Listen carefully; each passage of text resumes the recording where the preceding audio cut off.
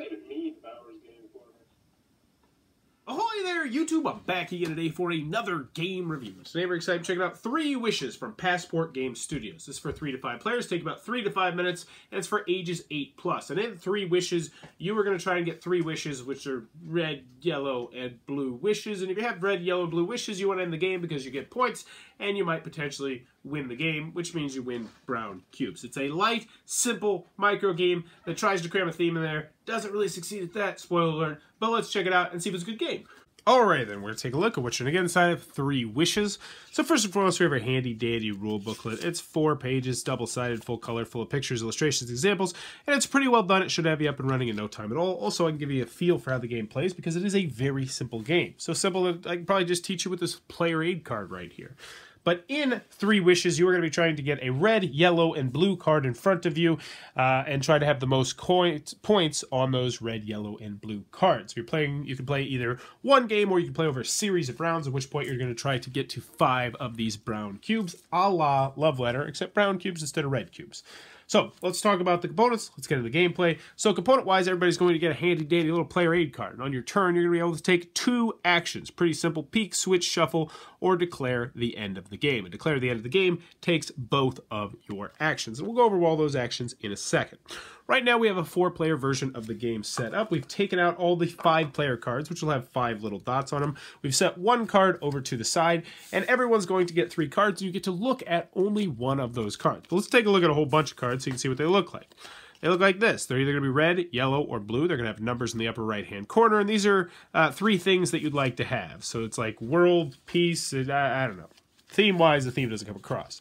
Now, there's also some special cards in the game. There's 3 special cards in the game. So first, you have 2 X cards, and there's 2 of them. I believe one's yellow and one's red off the top of my head. If you ever have both of those cards and red, yellow, and blue at the end of the game, you win. Like the whole game. Even if you're going to 5 cubes, you win. End of the story. So I do kind of like that that is an end game condition. Now, over here, we have the blue card. At the end of the game, you lose. Time travel. You don't want time travel because time travel is bad. I don't know why, but it is probably space-time continuum stuff.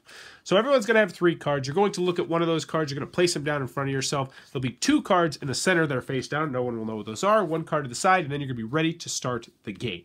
So, on your turn, it's pretty simple. You're going to take 2 actions. Peek, switch, or shuffle. So peek, look at any card in front of any player or in the center. So you know what? I know that this is a red 2, so I kind of want to know what this is. And it's another red 2, which means I do not like that card. Which means, once again, I will go ahead and just switch. I'll switch out this for that. I don't know what it is, but now I know I don't have 2 red 2s. Next person will do the same thing. They can peek, they can switch, or they can shuffle. Shuffle is you shuffle your 3 cards, then look at one of them. And it's not an option that is taken too terribly often when I play the game. I think it's more if you have like a bad card and you want to, if you have a good card and you don't want somebody to take it or something like that. Not quite sure, to be brutally honest with you. Or you can declare the end of the game. But here's the rule with declaring the end of the game. When you declare the end of the game is over immediately. It's just done. But the thing is, you can only do that after 4 rounds of the game have passed. Unfortunately, there's no easy way to track if 4 rounds of the game have passed. So you kind of just have to say, hey, first player, make sure you're keeping track on your fingers of how many rounds have gone past. It's actually kind of fiddly, to be brutally honest with you. So, on your turn, you're just going to continue that. You're going to be peeking at stuff. So right now I know I got a red 2X. I might do this next turn. I got a red 1. So now I have 3 reds. That's pretty stinking terrible. So it might come back to me and I might just say, you know what? I don't know what this is. I don't know what this is, but we're going to do that. And then the next turn I might peek at him and say, holy crap, it's red, yellow, blue. And then I think I would be at my 4th turn. So maybe it got back to me. I would say, game over. So I'd look down and say, haha, red, yellow, blue. So I would score 8 points, which would most likely win me the game. But let's take a look. Over here, they have time travel, so they get nothing. Even if they had red, yellow, blue. Because you have time travel, you lose the game. Blue, red, red. Oh, so we did hurt them because they actually would have had some good points. And then over here, yellow, blue, blue. So I would either win the entire game or I would win one of these brown cubes and we would reshuffle and redeal. Now, if you manage to win 2 games in a row, you actually get 2 cubes instead of 1 cube. So you get 1 cube the first round, 2 cubes the second round as kind of like a bonus for winning 2 in a row.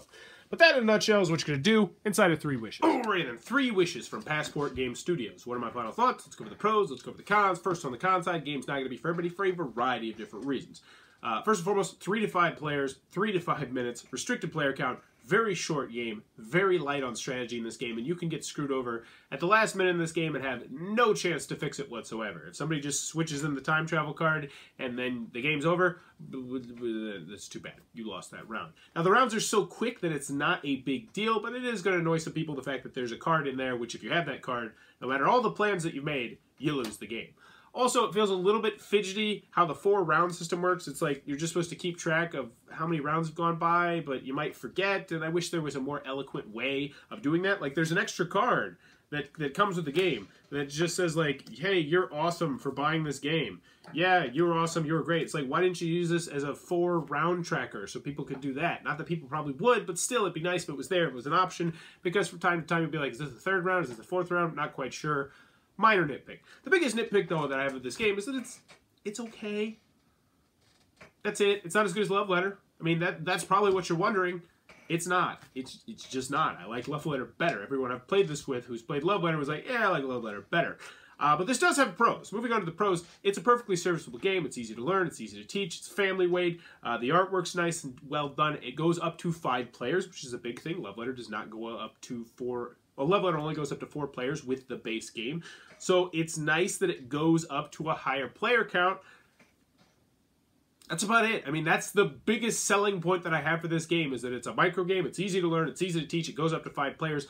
But compared to Love Letter and even to some other micro games that are played out there, it's just not as good. And this is a okay game. That's as far as I'd say. I don't think this is a good game. I don't ever want to play this game again. If I never play this game again, I would be more than happy about that. If I did play this game again, it was okay. I'll play it again if somebody really wants to play the game. But for me personally, I'm not keeping 3 Wishes. I don't think most people who played this game kept it, because I know it had like all this buzz when it was released at Gen Con, and they were like, oh man, this is going to be better than Love Letter. This is the next big micro game. And it just kind of fizzled out. And it just kind of fizzled out because it's an okay game in my personal opinion. So in the end, 3 Wishes, it's a micro game. It's perfectly acceptable, but it's okay at best. Not as good as Love Letter, unless you're hard up for a game that plays 5 players.